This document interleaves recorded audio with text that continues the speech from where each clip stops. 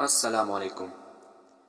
حضرت عمر رضی اللہ عنہ کے عہد خلافت میں ایک مرتبہ قحط پڑ گیا تو حضرت بلال بن حارث مزنی رضی اللہ عنہ روضہ انور پر حاضر ہوئے اور عرض کیا، یا رسول اللہ صلی اللہ علیہ وسلم، آپ کی امت ہلاک ہو رہا ہے، بارش نہیں ہو رہی۔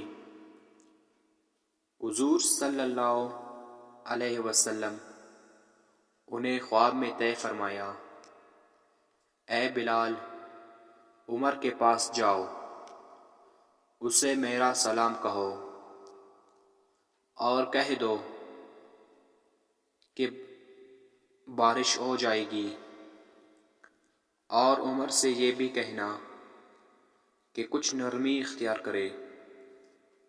یہ حضور نے اس لیے فرمایا کہ حضرت عمر فاروق رضی اللہ عنہ دین کے معاملے میں بڑے سخت تھے۔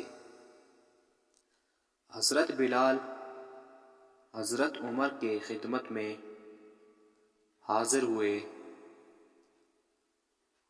اور حضور کا سلام اور پیغام پہنچا دیا۔ حضرت عمر یہ پیغام اور سلام محبوب ہو کر بہت روئے اور پھر بارش بھی خوب ہوئی۔